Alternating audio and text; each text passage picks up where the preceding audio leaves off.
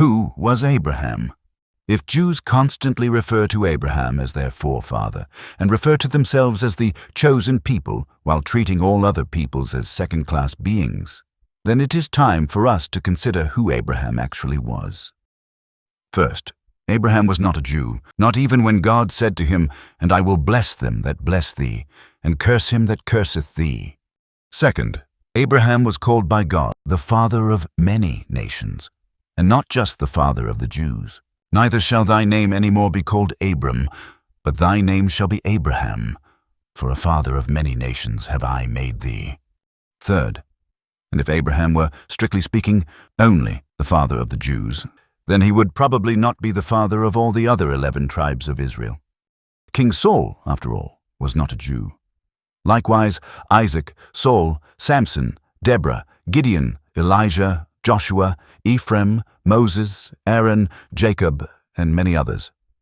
It has always been a deception of Bible translators to suggest to us that the Bible is only about Jews. Yet the word Jew doesn't even appear in the original scriptures, but is always correctly referred to as Judean, because they lived in the land of Judea and were descendants of only one of Jacob's 12 sons, who was called Judah. However, in many places, the otherwise often more correct term Israelites would be more appropriate than Judeans, in order to include all 12 tribes of Jacob and not just emphasize a single tribe of the 12 tribes. Presumably, even back then, the authors of both testaments wanted to point to the second most important person in the Bible after God, Jesus Christ. The mixing of these terms is not bad in itself. What is worrying, however, is that there are groups that have built a new religion around this word, which does not even appear in the original scriptures. Especially in the last 200 years, there have been approximately 30 million Zionist Christians in the United States who actually believe that only the Jews are the God's chosen people. This deception is called the Abraham trick. A further 30 million Christian Zionists in Europe have also adopted this Abraham trick and also believe that only the Jews are the only valid chosen people of God. Through this deception, the evangelicals, along with their TV preachers, want to make us believe that only through the grace of the Jews and only through our blind obedience do we still have any chance of receiving a free pass for the rapture when the time comes. In fact, for us, only one single relationship is of the utmost importance to us. It is the relationship to Abraham, which is not determined by bloodline, but a relationship determined by faith in God and His Son, Jesus Christ. So there is therefore only one line to Abraham. It is a spiritual one, not an ethnic one. That was the only reason Abraham was chosen. Only for that. So God promised to send him prophets, and ultimately Jesus Christ, whose earthly parents were indeed descendants of Abraham. This primarily spiritual connection indicates that Abraham was the first Christian and the father of Christians, not of Jews. Why Israel? Along with Abraham, God also chose a group of people who were to point toward the coming of the Messiah. The Israelites were to be the first to receive prophecies about Jesus so they would recognize him when he came. Elijah, Elisha, Isaiah, Jeremiah, Jonah, Micah, Nahum, Ezekiel, and Daniel were just a few of these prophets. They too gave prophecies about the coming Messiah.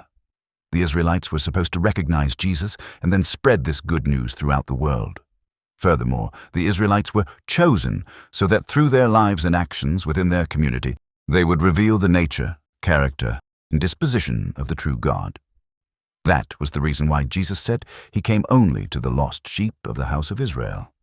Instead, the Israelites became arrogant, proud, and bigoted, believing they were better than all the other pagan nations around them, and believing that God loved them more than any other nation in the world, much as many evangelicals do today.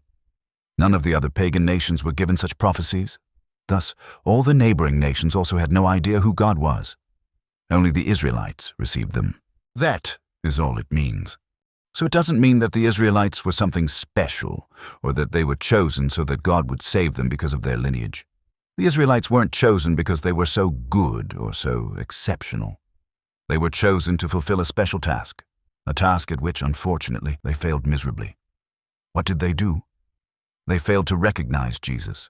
They captured him, insulted him, spat on him, beat him, and tortured him. Ultimately, they murdered their own Messiah. Who are the Jews, and who are they not? Today, Jews, if they follow the Babylonian Talmud, are the spiritual, not the physical, descendants of the Pharisees. The same Pharisees whose doctrines Jesus so vehemently rejected as they emerged from precisely those traditions.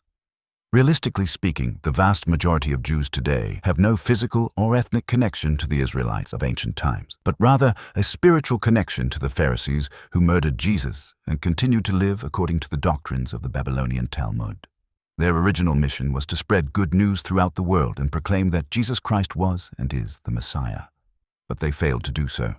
They kept the message to themselves, returned to paganism, and eventually even killed their own Messiah. Connection to the Old Testament.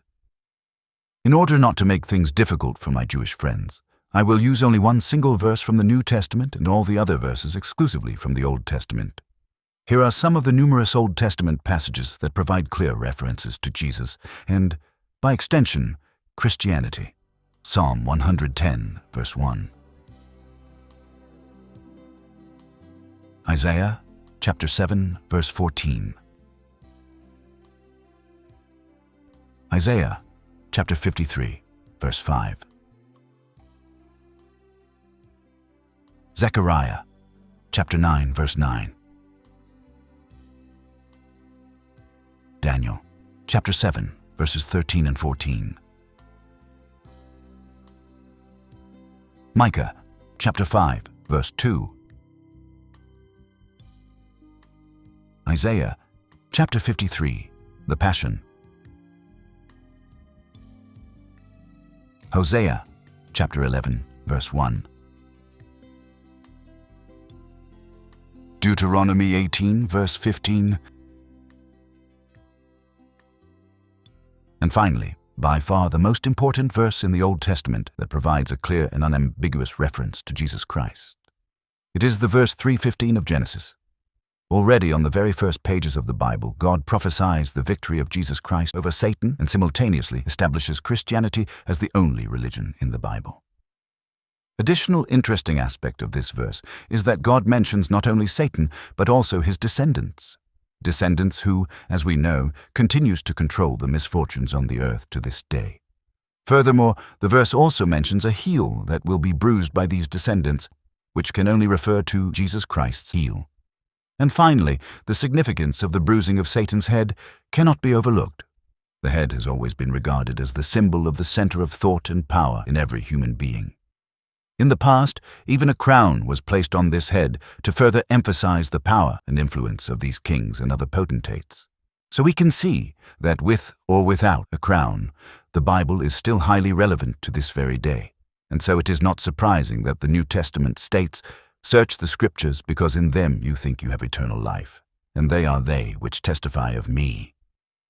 So God's encounter with Abraham was the beginning of Christianity, and the Garden of Eden was the place where Christianity emerged before all other religions. Christianity did not emerge from Judaism.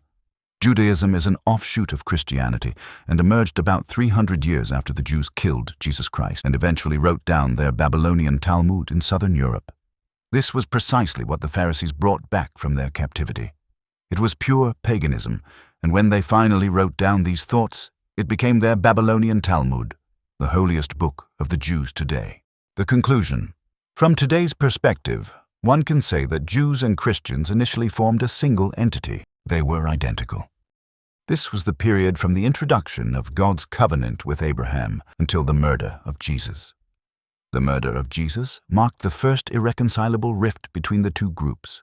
This rift was finally sealed when the Pharisees later wrote down the Babylonian Talmud.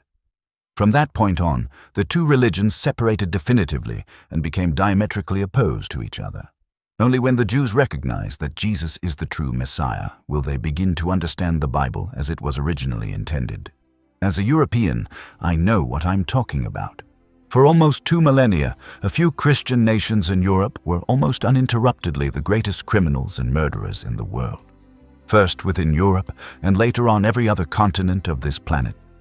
Only since the end of the Second World War that we have finally learned to bury our eternal conflicts, as long as they aren't being fueled by other entities.